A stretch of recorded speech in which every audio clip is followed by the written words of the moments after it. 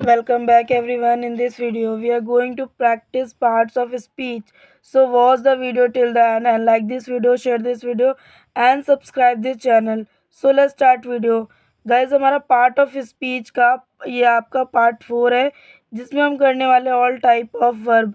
मतलब कि जितने भी टाइप्स के वर्ब होंगे उन्हें हम करने वाले हैं फुल कॉन्सेप्ट के साथ, ऑल केसेस एंड टाइप्स से रिलेटेड। मतलब हम फुल इसमें सारे कॉन्सेप्ट को क्लियर करेंगे कि जो वर्ब के टाइप्स होते हैं उनके सभी तरीके के कॉन्सेप्ट को क्लियर करेंगे कि मतलब उसके क्या डेफिनेशन रहती है, क्या सेंटेंस रहेंगे, क्या एग्जाम्पल रहेंगे, उन सभी को समझेंगे। तो आइए स्टार्ट करते हैं। ध्यान रखिए, आज का हमारा वीडियो क्या है, all types of verb. Verb की डेफिनेशन करेंगे और ऑल टाइप्स ऑफ वर्ब करेंगे, वो कितने तरीके के होते हैं। जैसे कि आपका फर्स्ट है ट्रांसिटिव वर्ब, मतलब सकर्मक क्रिया। इंट्रांसिटिव वर्ब अकर्मक क्रिया। हेल्पिंग वर्ब सहायक क्रिया। लिंकिंग वर्ब लिंकिंग क्रिया। एक्शन वर्ब क्रिया। इस टाइप से और भी आपके ऑल टाइप्स ऑफ वर्ब है। आइए स्टार्ट करते हैं आपका ज़्यादा समय ना लेते हुए। और अगर हमारा वीडियो पसंद आए तो प्लीज़ वीडियो को लाइक करना है, कमेंट करना है, शेयर करना है। चैनल पर नहीं तो चैनल को सब्सक्राइब कर लेना ताकि इस टाइप के वीडियो आते रहें। आइए स्टार्ट करते हैं ऑल टाइप्स ऑफ वर्ब। और पहले हम करेंगे व्हाट इज़ अ वर्ब, मतलब डेफिनेशन करेंगे वर्ब की, फिर उसके बाद ऑल टाइप्स ऑफ वर्ब करेंगे। तो आइए स्टार्ट करते हैं। तो आइए स्टूडेंट देख लेते हैं आपके वर्ब की डेफिनेशन क्या है। तो वर्ब क्या होता है? वर्ब को हिंदी में क्रिया कहते हैं। जहाँ पे काम हो रहा होता है उस चीज़ को वर्ब कहते हैं। तो आइए वर्ब की डेफिनेशन देखेंगे। A verb is a word used to show an action, state, process and condition of a thing. मतलब हो गया इसका क्रिया एक क्रिया एक शब्द है जिसका उपयोग किसी चीज़ की क्रिया को, मतलब किसी चीज़ की क्रिया को, स्थिति की प्रक्रिया को या स्थिति को दिखाने के लिए किया जाता है। तो वो चीज़ वर्ब होती है। क्या क्या होती है? चीज़ों की क्रिया को, स्थिति की प्रक्रिया को और स्थिति को दिखाने के लिए किया जाता है। तो वो सभी चीज़ क्या होती है? क्रिया होती है।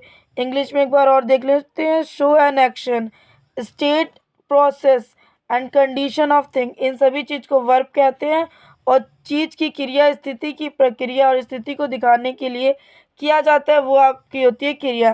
तो आपके वर्ब के एग्जाम्पल क्या होते हैं कि मतलब वर्ब किन किन चीज़ों को कहते हैं एक तरीके से। तो एग्जाम्पल है जैसे कि गो, अगर हम खाना खाते हैं तो वो एक क्रिया है, मतलब उस सिचुएशन में भी काम हो रहा है। तो इस तरीके से आपके एग्जाम्पल रहेंगे। Eat, is, watch, sing, run, have, know, watch, search, beat, sink, इस टाइप के एग्जाम्पल जो हैं वो आपके वर्ब के अंदर आते हैं। तो आइए इनको रिलेट करके सेंटेंस देखते हैं आपके सेंटेंस किस तरीके से बनेंगे। तो जैसे कि आपका फर्स्ट सेंटेंस है गो। गो का मतलब होता है जाना, और जाना भी एक तरीके की क्रिया है। नेक्स्ट है आपका यू स्विप, तुम मीठे। यू स्विप, तुम मीठे। ओके, थर्ड है आपका शी रन्स, वह भागती है। शी रन्स, वह भागती है।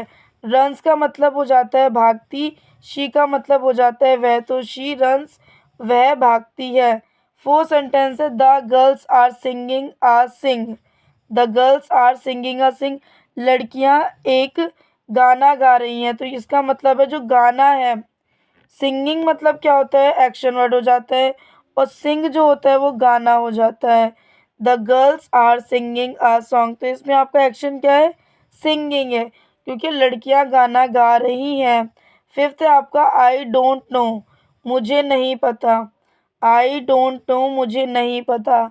ये भी आपका जो नो वर्ड है ये आपका आता है क्रिया के अंदर, जो क्रिया को बताता है। अब यहाँ पे हमें ध्यान क्या रखना है, आइए देख लेते हैं, पढ़ लेते हैं। इन क्रियाओं का इस्तेमाल सब्जेक्ट के अनुसार किया जाता है। ध्यान दीजिए, सब्जेक्ट के अनुसार किया जाता है। यदि सब्जेक्ट सिंगुलर हो तो वर्ब भी सिंगुलर होती है, तथा सब्जेक्ट प्लूरल हो तो वर्ब भी प्लूरल होती है। समझे? मतलब अगर सब्जेक्ट सिंगुलर है तो वर्ब भी सिंगुलर रहेगा, और सब्जेक्ट प्लूरल है तो वर्ब भी प्लूरल रहेगा। तो ये चीज़ को हमें ध्यान रखना था। आइए स्टार्ट करते हैं टाइप्स ऑफ वर्ब। तो हमारे साथ कंटिन्यू बने रहेगा तो आपको पता चल जाएगा कि वर्ब के कितने टाइप्स हैं, किस तरीके के टाइप्स हैं, और उसके किस तरीके से एग्जाम्पल हैं। आइए जानते हैं। तो अगर आपको जानना है तो आपको हमारे साथ कंटिन्यू बने रहना पड़ेगा। तो कंटिन्यू बने रहिए। आइए स्टार्ट करते हैं। आइए स्टूडेंट देखते हैं टाइप्स ऑफ वर्ब कि आपके जो वर्ब हैं वो कितने तरीके के होते हैं। तो there are 11 types of verb. जो यहाँ पे आपका 4 है, आपको 4 नहीं ध्यान देना, आपको 11 ध्यान देना है। There are 11 types of verb. क्रिया के 4 नहीं 11 प्रकार होते हैं। कितने? 4 प्रकार नहीं होते, वर्ब के 11 प्रकार होते हैं। वो कौन कौन से होते हैं आइए देखते हैं। तो आपको ध्यान रखना है यहाँ पे 4 की जगह 11 और यहाँ पे 4 की जगह 11। तो पहला है आपका ट्रांसिटिव वर्ब सकर्मक क्रिया। सेकेंड है आपका इंट्रांसिटिव वर्ब अकर्मक क्रिया। थर्ड है आपका मेन वर्ब मतलब लिंकिंग वर्ब। मेन वर्ब को आप लिंकिंग वर्ब भी कहते हैं। मेन वर्ब का हिंदी मतलब हो जाता है मुख्य क्रिया और लिंकिंग वर्ब का मतलब हो जाता है जोड़ने वाली क्रिया। जो किसी चीज़ को जोड़ती है, लिंक करती है, हो जाती है आपकी लिंकिंग वर्ब। फोर्थ है आपका हेल्पिंग वर्ब और इसका दूसरा नाम हो जाता है ऑक्सिलरी वर्ब। और हेल्पिंग का वर्ब का मतलब हो जाता है सहायक क्रिया। And next is auxiliary verb का जो मतलब होता है उसका मतलब भी सहायक क्रिया होता है। तो आइए देखते हैं, ये तो थे आपके 4 टाइप्स ऑफ वर्ब। आइए और आगे यहाँ पे देखते हैं कि इसके there are 11 types of verb हैं। तो और बाकी बचे हुए टाइप्स किस तरीके के हैं आइए देखते हैं। उसका मीनिंग जानेंगे, वो किस तरीके से उसको यूज़ करना है वो जानेंगे। तो आइए देखते हैं। तो स्टूडेंट नेक्स्ट है आपका 5th एक्शन। एक्शन का मतलब होता है कार्यवाही, मतलब कि जहाँ पे क्रिया हो रही हो, एक्शन हो रहा हो, वो होता है आपका एक्शन वर्ब। 6 है आपका स्टेटिव वर्ब मतलब कि स्थैतिक सर्वनाम। 7th है आपका मॉडल वर्ब को मॉडल क्रिया कहते हैं। 8th है आपका रेगुलर वर्ब मतलब कि सामान्य क्रियाएं। 9th है आपका इर्रेगुलर वर्ब्स अनियमित क्रियाएं। फ्रेजल वर्ब मुहावरेदार क्रिया कह सकते हैं। 11th इज इन्फिनेटिव्स वर्ब क्रिया के अव्यय। तो गाइज ये थे आपके types of verb. I hope आपको पता चल गया होगा कि कितने टाइप्स होते हैं वर्ब के। तो there are 11 types of verb. 11 तरीके के आपके वर्ब होते हैं या कह सकते हैं 11 तरीके की आपकी क्रियाएं होती हैं। तो पहले नंबर पे हम जानेंगे आपका ट्रांसिटिव वर्ब क्या चीज़ होती है, उसके एग्जाम्पल क्या होते हैं एंड उसके सेंटेंस कैसे रहते हैं। तो आइए देखते हैं हम। देख लीजिए आपका यहाँ पे ट्रांसिटिव वर्ब है। फर्स्ट नंबर पे आपका ट्रांसिटिव वर्ब। इसकी डेफिनेशन है transitive verbs always take an object it answer what who. कहने का मतलब है सकर्मक क्रिया हमेशा एक वस्तु लेती है। जो सकर्मक क्रिया होती है वो हमेशा एक वस्तु लेती है। यह क्या कौन का उत्तर देती है। जब कोई वस्तु ली जाती है तो क्या कौन का उत्तर देती है। देख लीजिए आपके एग्जाम्पल पहले, तब आपको ज़्यादा बेटर समझ में आएगा। Example is kicked, made, hit. Kid का मतलब होता है लात मारी या लात मारना। मेड का मतलब होता है बनाया। हिट का मतलब मारा या मारना कह सकते हैं। सेंटेंस इज है आपका sentence Ali kick the ball. Ali ने क्या किया? अली ने गेंद को किक किया। तो यहाँ पे आपका ऑब्जेक्ट क्या था? बॉल था। और यहाँ पे आपका क्या कहते हैं वर्ब क्या है, क्रिया क्या है? किक्ड। तो अली ने क्या किया है? बॉल को किक किया है। तो वही कहने का मतलब है कि ट्रांसिटिव वर्ब हमें कहता क्या है, सकर्मक क्रिया हमेशा एक वस्तु लेती है। सकर्मक क्रिया जब काम करती है तो वो एक वस्तु के साथ काम करती है, ध्यान दीजिए। तो वही चीज़ है, अली ने किक्ड करा है एक ऑब्जेक्ट को, मतलब एक बॉल को किक करा है। तो Ali kick the ball, Ali ने गेंद को किक किया। Next is I made a cake. मैंने एक केक बनाया। तो मेड क्या है? आपका ट्रांसिटिव वर्ब का एग्जाम्पल है। लेकिन ये क्या ले रहा है? ऑब्जेक्ट ले रहा है। ऑब्जेक्ट आपका बन जाता है cake. I made a cake, मैंने एक केक बनाया। Next is Johan hit the bag.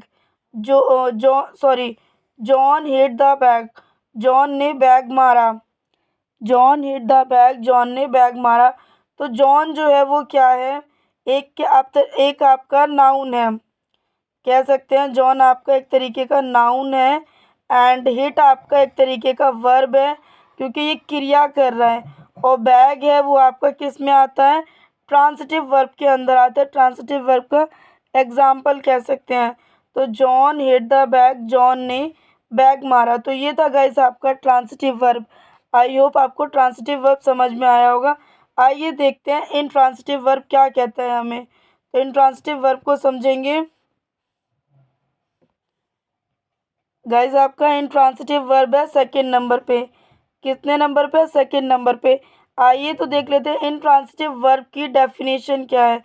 Intransitive verb do not need an object. जो इंट्रांसिटिव वर्ब होता है उसमें किसी वस्तु की ज़रूरत नहीं रहती। ट्रांसिटिव वर्ब में क्या था? वस्तु की ज़रूरत होती है, लेकिन इंट्रांसिटिव वर्ब में वस्तु की ज़रूरत नहीं रहती, किसी ऑब्जेक्ट की ज़रूरत नहीं रहती। तो यहाँ पे आपके एग्जाम्पल रह जाएंगे die, slip, cry, slip, sit are intransitive verb. या कह सकते हैं इसमें आपके जितने भी एक्शन वर्ड है वो आ जाएंगे। तो आइए इसका हिंदी मतलब देखेंगे। अकर्मक क्रिया को किसी वस्तु की आवश्यकता नहीं होती। अब यहाँ पे आपको ध्यान देना, सकर्मक क्रिया को वस्तु की ज़रूरत होती है, लेकिन जब बात करें अकर्मक क्रिया की तो अकर्मक क्रिया को किसी वस्तु की आवश्यकता नहीं होती। अब आवश्यकता किन चीज़ों के लिए नहीं होती है? देखिए, मरना, सोना, रोना, सोना, बैठना अकर्मक क्रिया है। अगर हम मरते हैं तो क्या हमें किसी चीज़ की ज़रूरत है? नहीं। और अगर हम सोते हैं तो क्या हमें किसी चीज़ की ज़रूरत है? रोते हैं, सोना है, बैठना है, ये इन सभी चीज़ों को करने के लिए हमें किसी चीज़ की ज़रूरत नहीं पड़ती है, या किसी वस्तु की ज़रूरत नहीं पड़ती कहेंगे। तो आइए देखते हैं इसके एग्जाम्पल क्या है। जैसे कि आपका laughed, climbed, escaped, died. Laughed का मतलब होता है हंसा, क्लाइम्ड का मतलब चढ़ा, एस्केप्ड का मतलब बच गया, डाइड का मतलब मर गया। ये आपके एग्जाम्पल हैं इंट्रांसिटिव वर्ब के। ध्यान रखिए इसमें आपको किसी भी तरीके की वर्ब की इंट्रांसिटिव वर्ब में किसी भी तरीके की ऑब्जेक्ट की ज़रूरत नहीं है, किसी भी तरीके की वस्तु की ज़रूरत नहीं है। अब सेंटेंस देखेंगे। The old man laughed loudly. बूढ़ा आदमी ज़ोर से हंसा। अब बताइए, ज़ोर से हंसने के लिए क्या किसी चीज़ की ज़रूरत है? किसी भी चीज़ की ज़रूरत नहीं है। और जब किसी भी चीज़ की ज़रूरत नहीं होती तो आता है आपका इंट्रांसिटिव वर्ब के अंदर। तो एक बार सेंटेंस को देखेंगे थोड़ा ध्यान से। द ओल्ड मैन, तो द ओल्ड मैन आपका क्या है? एक तरीके से सब्जेक्ट है। मैन आपका, द मैन वो सब्जेक्ट है, और ओल्ड है तो वो आपका एडजेक्टिव बता रहा है कि आदमी कैसा है? बूढ़ा है, तो वो आपका एडजेक्टिव है। और लॉफ्ड क्या है आपका? ये आपका क्रिया है, वर्ब है एक तरीके का। लाउडली, लाउडली मतलब जोर से, तो the old man laughed loudly. बूढ़ा आदमी जोर से हंसा। Second is she is died, वह मर जाती, वह मर जाती है। तो क्या मरने के लिए किसी चीज़ की ज़रूरत है? किसी भी चीज़ की ज़रूरत नहीं रहती। अब देखेंगे आपका शी क्या है? सब्जेक्ट है। इसको आपको लगाना है के लिए। डाइड का मतलब होता है मर। शी इज़ डाइड, वह मर जाती है। Next is the thief climbed and then escaped.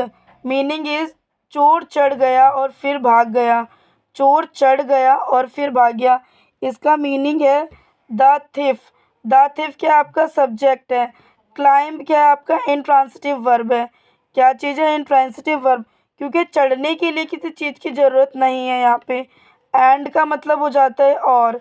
And then escaped, escaped भी जो आपका वर्ड है वो आपका इंट्रांसिटिव वर्ब के अंदर आ रहा है। एस्केप्ड का मतलब होता है बच गया, तो बचने के लिए किसी चीज़ की ज़रूरत नहीं है। The thief climb and then escaped, जो चोर चढ़ गया और फिर भाग गया। तो ये सेंटेंस था आपका। आइए देखते हैं नेक्स्ट आपका किस टाइप से आपका वर्ब रहने वाला है। जो थर्ड वर्ब है वो क्या रहेगा, आइए देखते हैं। आइए स्टूडेंट तो बात कर लेते हैं थर्ड वर्ब की, कि जो आपका थर्ड वर्ब है वो किस तरीके से हेल्प करता है मेन वर्ब को। तो हेल्पिंग वर्ब, हेल्पिंग वर्ब का मतलब होता है सहायक क्रिया। डेफिनेशन है इसकी, as the name show, as the name show verb help the main verb. जो वर्ब होता है वो मेन वर्ब को हेल्प करता है।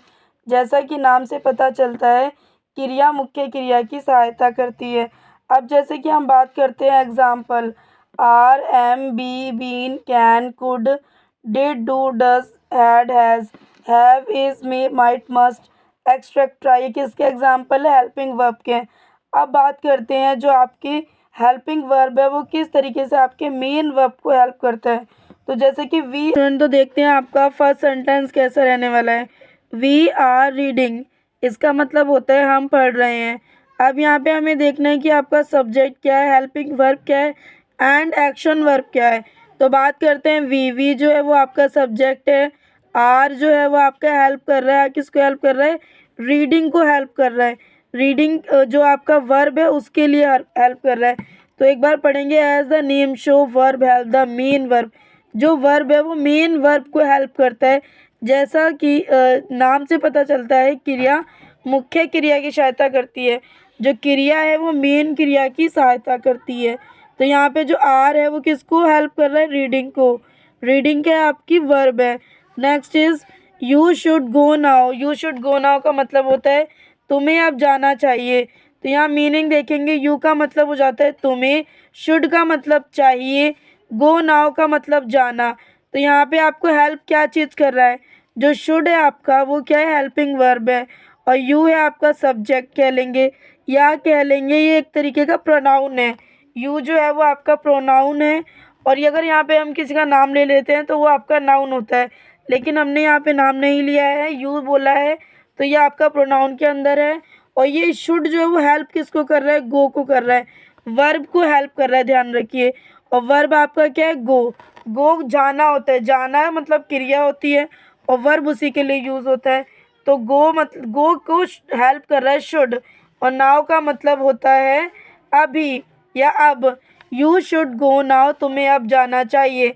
Next sentence, we are in a club, we are in a club, इसकी हिंदी हो जाती है हम एक क्लब में है।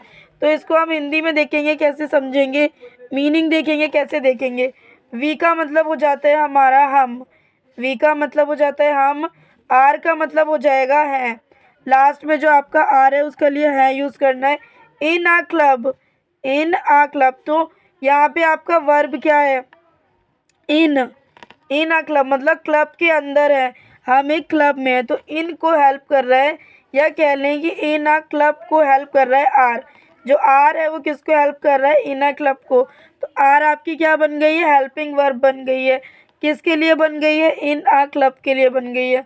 सेंटेंस को रिपीट करेंगे, we are in a club, हम एक क्लब में है। नेक्स्ट सेंटेंस देखेंगे, आपका नेक्स्ट सेंटेंस गाइज हम बात करने वाले हैं फोर्थ वर्ब की, कि आप जब आपका जो फोर्थ वर्ब है वो क्या है। तो उसका नाम है linking verb.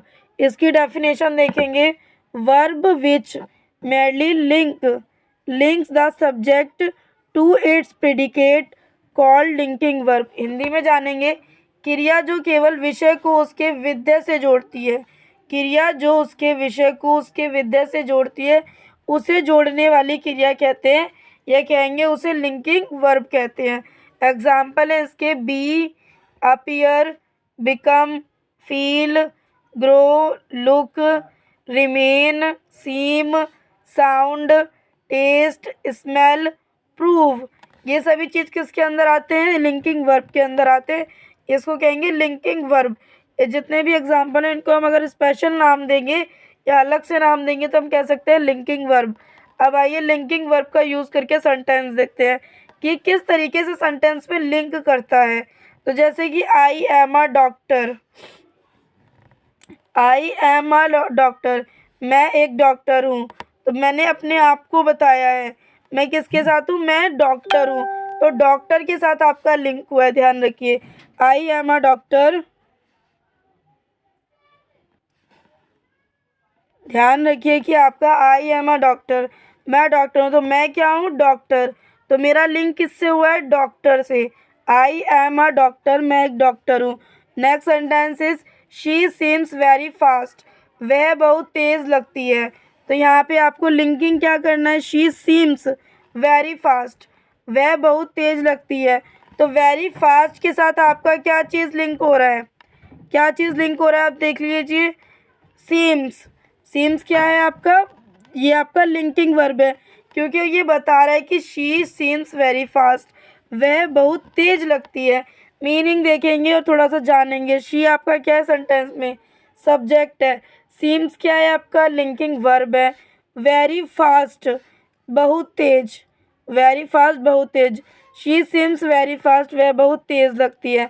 Next, that sounds a good idea, that sounds a good idea. तो इसका मतलब क्या हो जाता है, यह एक अच्छा विचार लगता है, यह एक अच्छा विचार लगता है। तो ये थे आपके लिंकिंग वर्ब। आई होप आपको समझ में आ रहा होगा।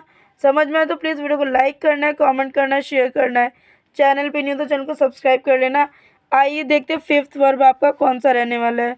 तो फिफ्थ वर्ब है आपका एक्शन वर्ब। क्या नाम है इसका, एक्शन वर्ब। इसको कहेंगे क्रिया वर्ब या क्रिया कह सकते हैं सिर्फ। अब इसकी डेफिनेशन है verb which how physical action known as action verb. Hindi में कहेंगे क्रिया जो भौतिक क्रिया को दर्शाती है। जो क्रिया है वो भौतिक क्रिया को दर्शाती है, उसे क्रिया की क्रिया कहते हैं, उसे क्रिया की क्रिया कहते हैं। एग्जाम्पल इज, मतलब एक्शन वर्ब के एग्जाम्पल क्या रहेंगे, singing, cooking, running, jumping, shouting, dancing, kicking. ये क्या है, आपके एक्शन वर्ब है जिसमें कुछ काम हो रहा है। ध्यान दीजिए, जिसमें कुछ काम हो रहा है। और जिस वर्ड में आईएनजी की फॉर्म लग जाती है तो वर्ब की कौन सी फॉर्म बन जाती है, वर्ब की फोर्थ फॉर्म बन जाती है। तो आईएनजी वाली वर्ब की फोर्थ फॉर्म होती है। अब देखेंगे इसको सेंटेंस में कैसे यूज़ करना है। तो सेंटेंस में हमारा क्या है स्टूडेंट्स, तो आपका फर्स्ट सेंटेंस है शी इज़ जंपिंग, वो कूद रहा है। तो यहाँ पे क्या चीज़ है और क्या क्या है ये जानेंगे। तो ही स्टूडेंट्स आपका क्या है, सब्जेक्ट है यहाँ पे। और आपका इज़ जो है वो आपका हेल्पिंग वर्ब है। इज़ आपको, इज़ हेल्प किसको कर रहा है, जंपिंग के लिए, वो कूद रहा है। अगर हम इज़ नहीं लगाते हैं तो ये हमारा सेंटेंस इनकम्प्लीट रहेगा। इसको लगाने से ही आपका ये सेंटेंस जो है वो कंप्लीट हो जाता है। तो ही इज़ जंपिंग, वो कूद रहा है। एक बार और देखेंगे, ही का मतलब होता है वह। वह, इज़ के लिए आपको है का यूज़ करना है, जंपिंग के लिए कूद यूज़ करना है। तो ही इज़ जंपिंग, वो कूद रहा है। Next, Rohan shouting, Rohan shouting, Rohan चिल्ला रहा है, रोहन चिल्ला रहा है। तो रोहन क्या क्या है यहाँ पे, रोहन आपका प्रोनाउन है, सॉरी रोहन आपका नाउन है इस सिचुएशन में, क्योंकि यहाँ पे आपको नाम दे रखा है। तो रोहन क्या है, नाउन है। और जो आपका शाउटिंग है वो क्या है, आपका एक्शन, क्योंकि चिल्लाना भी एक तरीके का काम है। तो चिल्ला रहा है तो एक्शन वर्ब में जा रहा है। तो रोहन क्या है आपका नाउन है, शाउटिंग आपका एक्शन वर्ब है। तो रोहन शाउटिंग, रोहन चिल्ला रहा है, रोहन चिल्ला रहा है। ध्यान रखिए, हम इसको इस तरीके से नहीं लिखेंगे रोहन इज शाउटिंग, इस तरीके से नहीं लिखेंगे। और लिख भी सकते हैं रोहन इज शाउटिंग, लिख सकते हैं, फिर वो शाउटिंग के लिए हेल्प करेगा। इस जो है वो आपका हेल्प करेगा शाउटिंग के लिए, चिल्लाने के लिए हेल्प करेगा। Next is we are dancing, हम नाच रहे हैं। तो वी क्या है स्टूडेंट्स, आपका सब्जेक्ट है और इसको आप प्रोनाउन कहेंगे। आर है आपका हेल्पिंग वर्ब जो किसको हेल्प कर रहा है, डांसिंग के लिए, डांस को हेल्प कर रहा है। और डांसिंग क्या वर्ड है, एक्शन वर्ब है, क्योंकि इसमें क्या लगी है, आईएनजी की फोर्थ फॉर्म लगी है। ये आईएनजी वाली जो फॉर्म होती है वो फोर्थ फॉर्म होती है। तो वी आर डांसिंग, हम नाच रहे हैं। मीनिंग देखेंगे, वी का मतलब हो जाता है हम, आर के लिए आपको है का यूज़ करना है या रहे हैं बोलेंगे, डांसिंग के लिए आपको क्या बोलना है, नाच। तो वी आर डांसिंग, हम नाच रहे हैं। Next sentence, next verb stative verb. अब स्टेटिव वर्ब क्या होता है आइए देखते हैं। Verbs that shows situation known as stative, मतलब जो क्रिया को, क्रिया को जो स्थिति दर्शाती है, ध्यान रखिए, क्रिया को जो स्थिति दर्शाती है उसे स्थिर क्रिया कहते हैं। क्या कहते हैं, स्थिर क्रिया कहते हैं। For example, be, have, like, seem, prefer, understand, belong, doubt, hate, know, love, want, need, hear, see, etcetera. ये सारे एग्जाम्पल किसके अंदर आते हैं, आपके स्टेटिव वर्ब के अंदर आते हैं। तो इनका काम क्या होता है सेंटेंस में, आइए जानते हैं। सीमा लाइक्स आइसक्रीम, तो ये क्या बता रहा है, सीमा को आइसक्रीम पसंद है। तो जो पसंद को बता रहा है, सीमा की पसंद के लिए आपको क्या यूज़ करना है, लाइक यूज़ करना है। ये किसी चीज़ की पसंद को बताता है, ध्यान रखिए। एक बार आप लोग मतलब जान लीजिए, क्रिया जो स्थिति को दर्शाती है, जो काम हो रहा है उसकी स्थिति को दर्शाता है। जैसे कि हमें आइसक्रीम है तो आइसक्रीम की स्थिति क्या हो सकती है, पसंद हो सकती है, नापसंद हो सकती है। तो हम ये भी बोल सकते हैं सीमा डिसलाइक आइसक्रीम्स, लेकिन हमें आइसक्रीम की स्थिति बतानी है। अब वो हमारे लिए किसी भी तरीके की स्थिति हो सकती है, आइसक्रीम हमें पसंद भी हो सकती है, आइसक्रीम हमें नापसंद भी हो सकती है। तो उस तरीके से आपको वर्ड लगाना है। तो हमने जैसा कि बात करी है, शीमा लाइक्स आइसक्रीम। आइसक्रीम की स्थिति क्या है, लाइक्स। आइसक्रीम की स्थिति क्या है, लाइक्स। तो सीमा को आइसक्रीम पसंद है। Next, I have a large family. मेरा परिवार बड़ा है। I have a large family. तो यहाँ पे स्टूडेंट जो आपका स्टेटिव वर्ब है वो क्या है, स्टेटिव वर्ब वो आपका लार्ज, क्योंकि ये फैमिली की सिचुएशन को बता रहा है कि फैमिली कैसी है, लार्ज है, फैमिली की स्थिति को बता रहा है। तो I have a large family. तो जो आपका लार्ज वर्ड है वो आता है आपका स्टेटिव वर्ब के अंदर। तो I have a large family, मेरा परिवार बड़ा है। मीनिंग देखेंगे, आई हैव के लिए आपको क्या लगाना है, मेरा, लार्ज के लिए बड़ा, फैमिली के लिए परिवार। I have a large family, मेरा परिवार बड़ा है। Third sentence, I don't understand me. I don't understand me, तो इसकी हिंदी हो जाती है मैं खुद को नहीं समझ पा रहा हूँ, मैं खुद को नहीं समझ पा रहा हूँ। तो गाइज इसमें हमें देखना है कि स्टेटिव वर्ब क्या चीज़ है। तो जो यहाँ पे आपका डोंट है ना गाइज, वो आपका स्टेटिव वर्ब है, ध्यान रखिए। I don't understand me, I don't understand me में आपका जो डोंट है, ध्यान रखना है डोंट। ये आपका एग्जाम्पल में भी आप लिख लीजिएगा, हमने यहाँ लिखा नहीं है लेकिन आप लिख लीजिएगा कि डोंट आपका एग्जाम्पल भी है और ये आपका स्टेटिव वर्ब के अंदर आता है। तो एक बार मीनिंग देखेंगे, आई का मतलब हो जाता है मैं, डोंट का मतलब खुद को नहीं, मतलब डोंट मतलब नहीं, और अंडरस्टैंड का मतलब होता है समझ, मी का मतलब मैं खुद को नहीं समझ पा रहा। इस तरीके से सेंटेंस है। नेक्स्ट, नेक्स्ट है आपका मॉडल वर्ब। अब मॉडल वर्ब की डेफिनेशन जानेंगे। मॉडल वर्ब क्या चीज़ है, verbs that express mood in a sentence known as modal verb. कहने का मतलब है वाक्य में भाव को व्यक्त करने वाली क्रियाओं को मॉडल क्रिया कहा जाता है। एक बार और रिपीट करेंगे, verbs that express mood in a sentence known as a modal verbs. Hindi में देखेंगे वाक्य को भाव, वाक्य में भाव को व्यक्त करने वाली क्रियाओं को मॉडल कहा जाता है। जैसे कि एग्जांपल देख पा रहे हैं आप लोग, can, may, must, shall, will, ought, to, need, be to, have to, would, should, used to. Guys ये है आपके एग्जाम्पल, ये किसके एग्जाम्पल है, मॉडल वर्ब के एग्जाम्पल है। अब इन्हीं को यूज़ करके हम सेंटेंस बनाएंगे, आइए देखते हैं। तो आपका फर्स्ट सेंटेंस है our players might win in the match. एक बार इस सेंटेंस को हमने पढ़ लिया, एक बार दोबारा से हम डेफिनेशन पढ़ेंगे कि हमें ध्यान क्या रखना है।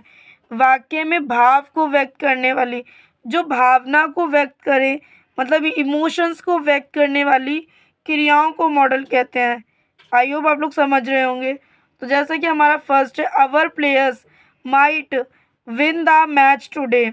हमारे खिलाड़ी आज मैच जीत सकते हैं, हमारे खिलाड़ी आज मैच जीत सकते हैं।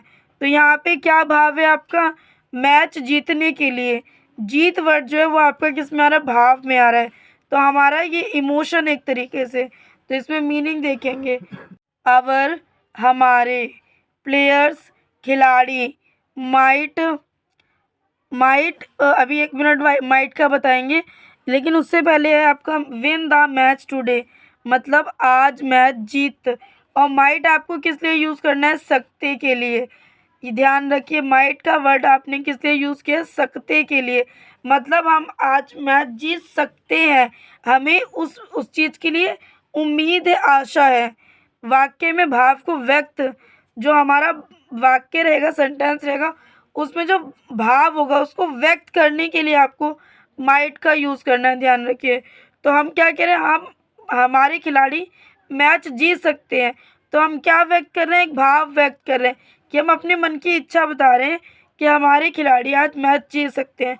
तो आपको उस सिचुएशन में माइट का यूज़ करना है, और माइट की हिंदी हो जाती है सकते। ध्यान दीजिए, सकते। सेंटेंस को एक बार और रिपीट करेंगे। Our players might win the match today. हमारे खिलाड़ी आज मैच जीत सकते हैं। Next, I should not behave like this. I should not या शुडंट भी बोल सकते हैं, ये क्योंकि आपका कॉन्ट्रैक्शन में वर्ड है।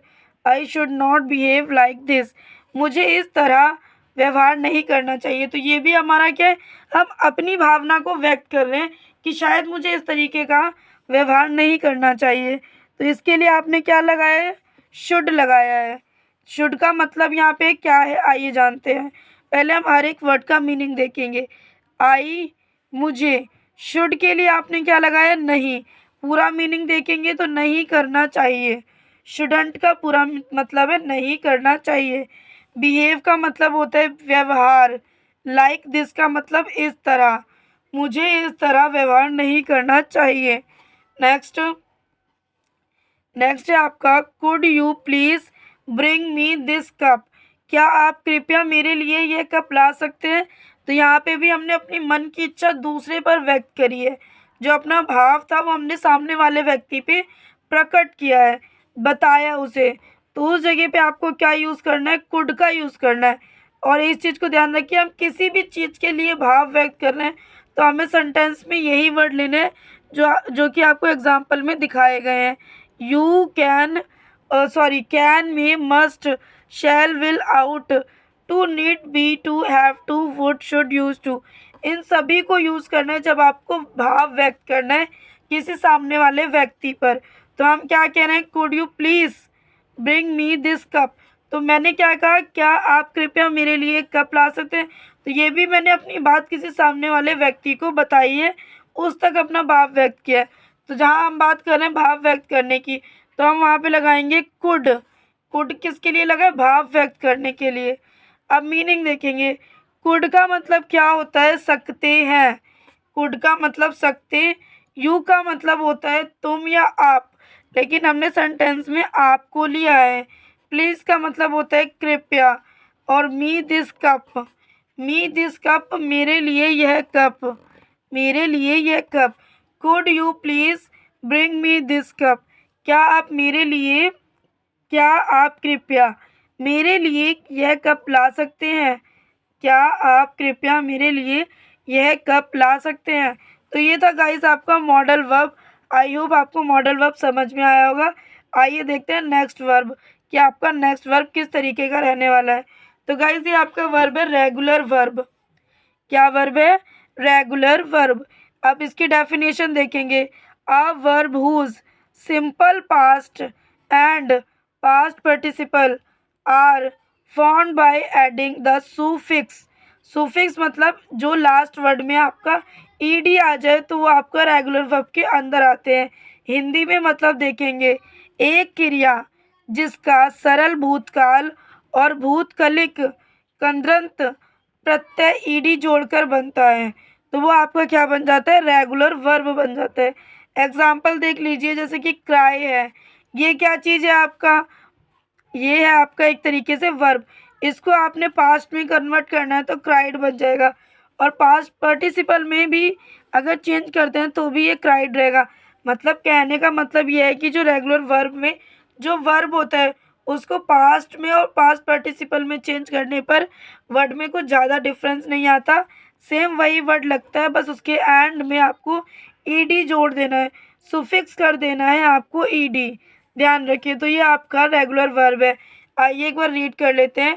Cry, cried, cried, dance, dance, danced, jump, jumped, jumped, loaf, laughed, laughed. तो ये थे आपके रेगुलर वर्ब के एग्जाम्पल। आई होप आपको समझ में आए होंगे। आइए अब देखते हैं इर्रेगुलर वर्ब कि आपका इर्रेगुलर वर्ब क्या कहता है। तो आइए देखते हैं। Irregular verb, a verb that forms it past tense and past participle. मतलब जो पास्ट टेंस है वो and past participle in a way other than adding the suffix ED. Other than adding, ध्यान रखिए क्या बात हुई है, अदर देन एडिंग।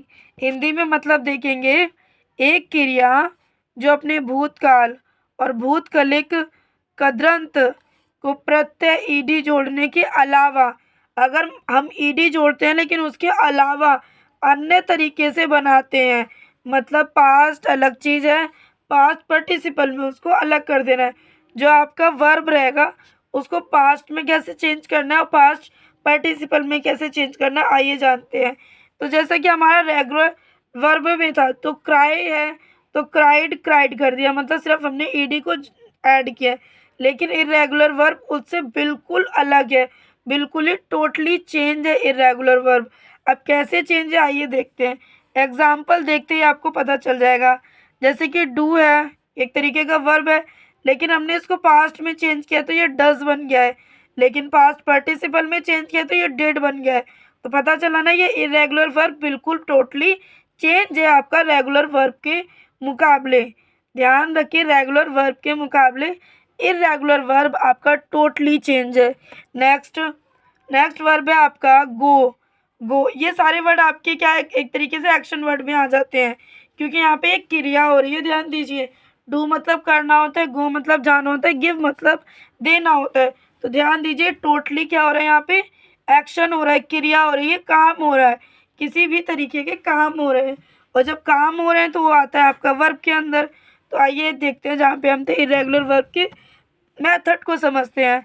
तो जैसे कि गो है तो आपका पास्ट में वो गोज बन जाएगा, पहले वो वर्ब में है तो वो गो रहेगा, लेकिन नेक्स्ट आपका जो पास्ट में जाएगा वो गोज बन जाएगा, नेक्स्ट आपका पास्ट पार्टिसिपल में जाएगा तो वो वेंट बन जाएगा। गाइज आपका नेक्स्ट है गो गोज वेंट। तो ये देख लीजिए, आपका टोटली चेंज है, आपका जो वर्ब है वो अलग चीज़ है, जब वो पास्ट बन जाता है वो अलग चीज़ हो जाती है, और वेंट वो आपकी अलग चीज़ है। अलग चीज़ कहने का मतलब है पास्ट में अलग है, पास्ट पार्टिसिपल में फॉर्म चेंज है, मतलब तीनों वर्ब के जो फॉर्म होते हैं वो पूरी तरीके से टोटली चेंज हो जाते हैं। अब बात करते हैं नेक्स्ट, गिव। गिव का मतलब होता है देना, लेकिन पास्ट में ये गैव बन जाता है, एंड आपका जो पास्ट पार्टिसिपल में है वो वर्ड आपका गिवन बन जाता है। तो आइए एक बार और हम अच्छे से रीड कर लेते हैं। Do does did, next is go goes went, and next give gave given. तो ये किसके अंदर आते हैं, आपके इरेगुलर वर्ब के अंदर आते हैं। ध्यान रखिए, इरेगुलर वर्ब के अंदर जो होता है वर्ब की फॉर्म टोटली चेंज होती है, और रेगुलर वर्ब के अंदर आपकी फॉर्म सेम रहती है। आपको इजी रहता है याद करने में कि आपको पास्ट में भी ईडी लगाना है, पास्ट पार्टिसिपल में भी ईडी लगाना है, लेकिन जो इरेगुलर वर्ब है उसमें आपको पास्ट में और पास्ट पार्टिसिपल में दोनों चीज़ों को अलग अलग रखना है। ध्यान रखिए, अलग अलग रखना है, क्योंकि वो उन रेगुलर वर्ब में बिल्कुल सेम होता है, ईडी लगा के हमें हट जाना होता है, लेकिन इरेगुलर में हमें ध्यान रखना है do does did go goes went give gave given का ध्यान रखते हुए हमें आगे बढ़ना होता है। तो ये था आज का इरेगुलर वर्ब। आई होप आप लोगों को इरेगुलर वर्ब समझ में आया होगा। समझ में आए तो प्लीज़ वीडियो को लाइक करना है, कमेंट करना है, शेयर करना है। आइए स्टार्ट करते हैं नेक्स्ट वर्ब। आइए स्टूडेंट, तो देख लेते हैं आपका 10th फ्रेजल वर्ब क्या है।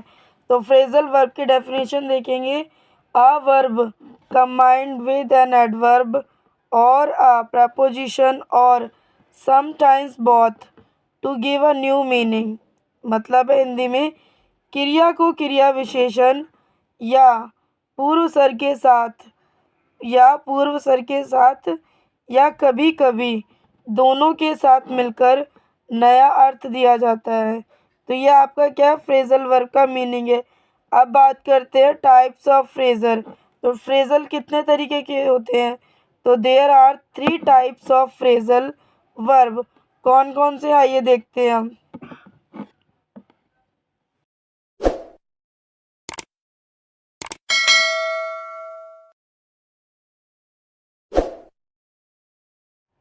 आइए स्टूडेंट, तो जान लेते हैं वर्ब फॉलोड बाय एडवर्ब क्या चीज़ है और हमें इसकी पहचान कैसे करनी है। तो आइए जानते हैं आपका वर्ब फॉलोड बाय एडवर्ब। तो जैसे कि हमारा सेंटेंस है, we sat down and waited. तो हम बैठ गए हैं और इंतज़ार करने लगे, हम बैठ गए हैं और इंतज़ार करने लगे। तो आपको यहाँ पे पहचानना है कि वर्ब फॉलोड बाय एडवर्ब के अंदर कौन से वर्ड आते हैं, तो ये आते हैं आपके सेट डाउन। सेट डाउन मतलब सिट का मतलब होता है बैठना, लेकिन सिट की सेकंड फॉर्म लेके लिए बोला है we sat down and waited. तो इसका मीनिंग है वी, हम, सेट का मतलब बैठ, सेट डाउन मतलब बैठ, एंड के लिए आप और लगाएंगे, वेटेड के लिए इंतज़ार करने लगे। रीड करेंगे, we sat down and waited, हम बैठ गए और इंतज़ार करने लगे। तो ध्यान दीजिए, सेट डाउन आपका क्या है, सेट डाउन आपका है verb followed by adverb. Next is the price of property here will go up. तो यहाँ पे adverb followed by verb followed by adverb क्या चीज़ है, गो अप। गो अप जो है ये कॉम्बिनेशन है दो शब्दों का, जैसे यहाँ पे शट डाउन ये भी दो शब्दों का कॉम्बिनेशन था, और गो अप ये भी दो शब्दों का कॉम्बिनेशन है। एडवर्ब के साथ ध्यान रखिए आपको क्या लगाना है, वर्ब लगाना है। ध्यान रखना है, एडवर्ब के साथ आपको वर्ब पुट करना है, इस चीज़ को आपको ध्यान रखना है। तो आइए इसके मीनिंग देखेंगे। द प्राइस, तो यहाँ संपत्ति, प्रॉपर्टी मतलब हो जाता है संपत्ति, प्रॉपर्टी हियर, प्रॉपर्टी हियर का मतलब हो जाता है यह, यहाँ संपत्ति। द प्राइस, द प्राइस की हिंदी हो जाएगी की कीमत, विल गो अप बढ़ जाएगी। तो the price of property here will go up, यहाँ संपत्ति की कीमत बढ़ जाएगी। तो ये था आपका सेंटेंस। आई होप आपको पहचानना आ गया होगा कि वर्ब फॉलोड बाय एडवर्ब क्या चीज़ है, जो दो शब्दों का कॉम्बिनेशन होता है, जो कि एडवर्ब के साथ हमें वर्ब को लगाना होता है। Next is when does the plane take off. तो यहाँ यह योजना कब शुरू हुई, तो यहाँ पे आपका कॉम्बिनेशन वर्ड क्या है, टेक ऑफ। टेक ऑफ क्या है आपका कॉम्बिनेशन वर्ड है। अब यहाँ पे जो टेक वर्ड है ये क्या है आपका वर्ब है, और ऑफ क्या है आपका एडवर्ब है, ध्यान रखिए। तो ये थे आपके। अब मीनिंग देखेंगे सेंटेंस के। वैन का मतलब कब, डस का मतलब होता है होगी, और द प्लेन यह योजना, टेक ऑफ यह योजना कब शुरू होगी। तो सेंटेंस को दोबारा देखेंगे। When does the plane plan take off, यह योजना कब शुरू होगी, इसको प्लेन नहीं प्लान पढ़ेंगे। When does the plan take off, यह योजना कब शुरू होगी। तो ये था गाइज आपका verb followed by adverb. I hope आपको समझ में आया होगा। आइए देखते हैं नेक्स्ट। आइए स्टूडेंट बात करते हैं next, verb followed bye preposition. ये आपका टाइप किस तरीके का है, जो कि आता है फ्रेजल वर्ब के अंदर। फ्रेजल वर्ब का सेकंड टाइप है ये वर्ब फॉलोड बाय प्रेपोजिशन। तो इसके सेंटेंस में हमें क्या ध्यान रखना है, आइए जानते हैं। इसमें भी हमें दो कॉम्बिनेशन वर्ब को देखना है, वो होना चाहिए आपका वर्ब और उसके साथ में आपका प्रेपोजिशन लगा होना चाहिए। तो वो वर्ड हम ढूंढेंगे। तो जैसे कि आपका सेंटेंस है, the worker asked for more money. The worker asked for more money, तो कर्मचारी ने और पैसे मांगे, कर्मचारी ने और पैसे मांगे। तो ये सेंटेंस कैसे आएगा आपका कॉम्बिनेशन, वर्ब और प्रपोजिशन का कॉम्बिनेशन कौन से वर्ड है। तो आस्क्ड जो है आपका, आस्क्ड ये आपका वर्ब एंड प्रपोजिशन है आपका वर्ब। तो ये आपके आते हैं वर्ब फॉलोड बाय प्रपोजिशन के अंदर जो कॉम्बिनेशन वर्ड बन जाता है आपका।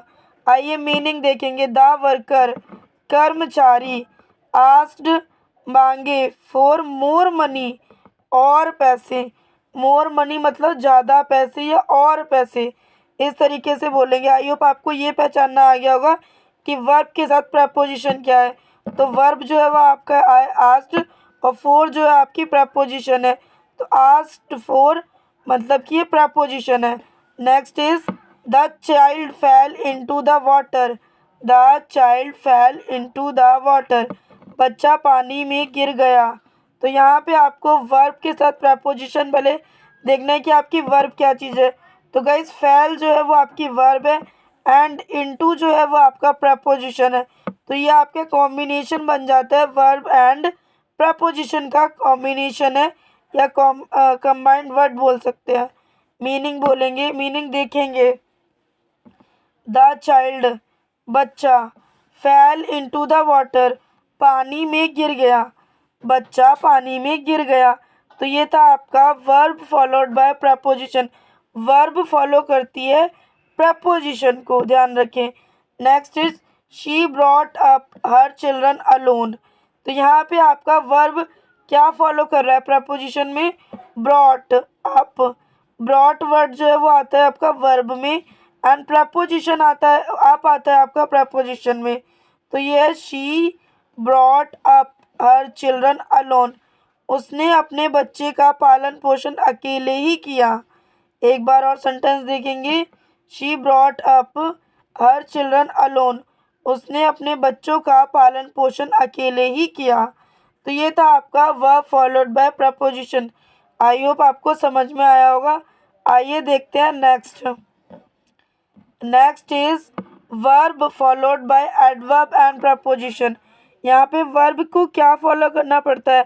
एडवर्ब को एंड प्रपोजिशन को फॉलो करना पड़ता है। तो वो कैसे फॉलो करेंगे, आइए जानते हैं।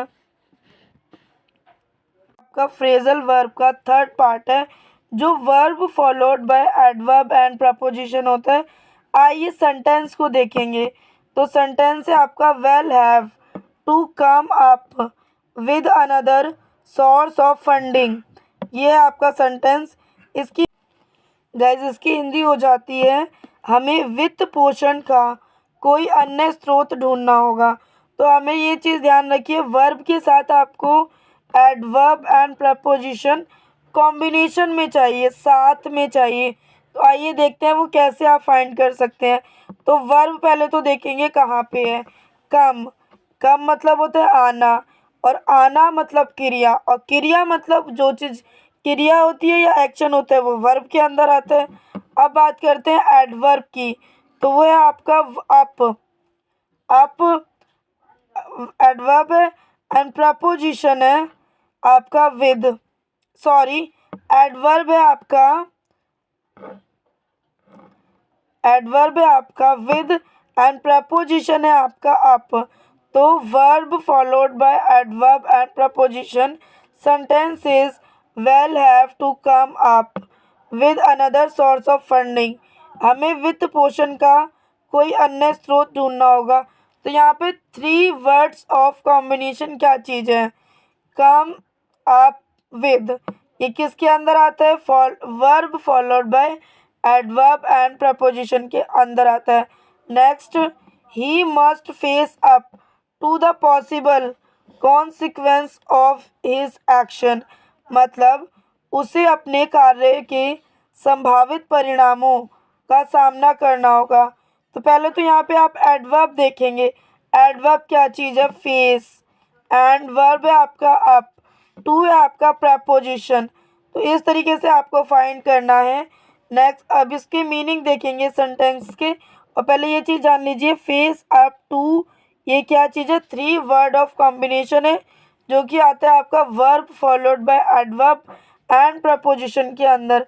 अब मीनिंग देखेंगे। ही का मतलब है वह, मस्ट के लिए चाहिए या करना होगा यूज़ करेंगे, एंड पॉसिबल के लिए संभावित, कॉन्सिक्वेंस ऑफ हिज एक्शन मतलब परिणामों का सामना करना होगा। सेंटेंस को एक बार पूरा रिपीट करेंगे। He must face up to the possible consequence of his action मतलब उसे अपने कार्य के संभावित परिणामों का सामना करना होगा। नेक्स्ट आपका सेंटेंस देखेंगे। क्या है आपका next sentence? It all comes down to money in the end मतलब अंततः सब कुछ पैसे पर निर्भर ही करता है। अंततः सब कुछ पैसों पर ही निर्भर करता है। तो यहाँ पे देखेंगे थ्री वर्ड ऑफ कॉम्बिनेशन क्या चीज़ है। तो कम्स में देखेंगे, कम्स क्या आपका वर्ब है, और डाउन आपका एडवर्ब है, टू आपका प्रपोजिशन है, ध्यान रखिए। तो ये थ्री वर्ड ऑफ कॉम्बिनेशन आता है जो कि आता है verb followed by adverb and preposition के अंदर। तो ये था आपका three word of combination verb followed by adverb and preposition. अब देखेंगे इसके सेंटेंस, अब देखेंगे इसके सेंटेंस के मीनिंग। इट ऑल सब कुछ, कम्स डाउन टू मनी पैसों पर निर्भर, इन द एंड अंततः, इन द एंड अंततः, इट ऑल सब कुछ, इट ऑल कम सब कुछ, down to money in the end, in the down, down to money in, तो सब कुछ पैसे पर, इन द एंड अंततः। एक बार सेंटेंस को और रिपीट करेंगे। It all comes down to money in the end, अंततः सब कुछ पैसे पर ही निर्भर करता है। नेक्स्ट है आपका इन्फिनेटिव्स वर्ब। अब इन्फिनेटिव्स वर्ब क्या चीज़ है, आइए इसकी डेफिनेशन देखेंगे। तो when we use preposition to before any base form, मतलब before any base form verb, it is a called infinitive verb. क्या बोलेंगे, इन्फिनेटिव वर्ब। हिंदी मतलब देखेंगे, जब हम क्रिया के किसी भी मूल रूप से पहले पूर्व सर्ग मतलब टू का प्रयोग करते हैं तो उसे क्रियावाचक संज्ञा कहते हैं। अब एक बार जानेंगे कि हमें कैसे यूज़ करना है आपको इन्फिनेटिव वर्ब, मतलब वर्ब के साथ आपको इन्फिनेटिव कैसे यूज़ करना है। और इन्फिनेटिव आई होप आप लोग जान गए हैं कि टू का यूज़ करना है। इन्फिनेटिव सेंटेंस को बनाने के लिए, पहचानने के लिए आपको टू का यूज़ करना है। तो कैसे करेंगे, जैसे कि आपका फर्स्ट सेंटेंस है I like to read. Read क्या चीज़ है, अब ये ध्यान दीजिए, रीड आपका पढ़ना है और हमें इसको इन्फिनेटिव में कन्वर्ट करना है। तो रीड के साथ हमने क्या लगा रखा है, टू। और अगर हमें पहचानना है कि इन्फिनेटिव वर्ब क्या है, तो एक्शन से पहले जो भी आपका टू लग रहा है वो आपका इन्फिनेटिव वर्ब हो जाता है। आई लाइक टू रीड, मुझे पढ़ना पसंद है। तो रीड क्या है, आपकी एक तरीके की वर्ब है, क्रिया है। इससे पहले हमने टू लगा दिया है, तो मुझे पढ़ना अच्छा लगता है। Next, I need to run every day, मुझे हर दिन दौड़ना पड़ता है। तो स्टूडेंट्स इसमें आप एक चीज़ कॉमन रख सकते हैं, आपको ये देखना है जहाँ पे भी वर्ब है उससे पहले आप टू लगा दीजिए। जैसे कि हम बात करते हैं रीड, रीड से पहले टू है क्योंकि रीड एक तरीके का वर्ब है। रन, रन भी एक तरीके का वर्ब है क्योंकि रन में दौड़ने में क्रिया हो रही है, तो उसके आगे टू लगा है। नेक्स्ट आपका ईट है, ईट से पहले भी टू है क्योंकि ईट खाना खाने में, जो खाना खाते हैं वो भी एक तरीके की क्रिया है, वो भी एक तरीके का काम है। तो आइए सेकंड के मीनिंग देखेंगे। I need to run every day, मुझे हर दिन दौड़ना पड़ता है। तो यहाँ पे आई का मतलब मैं या मुझे यूज़ करना है, नीड का मतलब पढ़ता, पढ़ता लिखोगे। रन एवरी डे, हर दिन, रन एवरी डे, हर दिन दौड़ना। I need to run every day, मुझे हर दिन दौड़ना पड़ता है। Next, I love to eat spicy food. अब यहाँ पे जो ईट है वो क्या है, आपका वर्ब है और वर्ब से पहले आपको टू यूज़ करना है जो कि हमने कर रखा है। मीनिंग देखेंगे, I love to eat spicy food, तो मुझे मसालेदार खाना बहुत पसंद है। मुझे मसालेदार खाना खाना बहुत पसंद है, मतलब जो खाना होता है उसको ईट करना बहुत पसंद है। तो गाइज़ ये था आपका इन्फिनेटिव वर्ब्स। आई होप आपको टोटल वर्ब समझ में आए होंगे, और समझ में आए तो प्लीज़ वीडियो को लाइक करना है, कमेंट करना है, शेयर करना है। चैनल पे न्यू हो तो चैनल को सब्सक्राइब कर लेना। मिलता है नेक्स्ट वीडियो में, मिलता है नेक्स्ट वीडियो में। आई होप आपको आज का वीडियो पसंद आया होगा। वीडियो पसंद आए तो प्लीज़ वीडियो को लाइक करना, कमेंट करना, शेयर करना है। चैनल पे न्यू तो चैनल को सब्सक्राइब कर लेना। गैस वीडियो में एंड करने से पहले हम आपको थोड़ा सा इन्फॉर्मेशन देना चाहेंगे कि आपको स्टेप वाइज वीडियो कैसे देखने हैं। अगर आप हमारे इस वीडियो में विज़िट कर चुके हैं तो बहुत अच्छी बात है, लेकिन अगर आपको इससे पहले की वीडियो देखने हैं तो आपको इस वीडियो के डिस्क्रिप्शन में उन सभी वीडियो के लिंक मिल जाएंगे। तो पहले आप लोग उन वीडियो को देखिए, तब आप इस वीडियो को देखिए, तो आपको और अच्छे से समझ में आएगा।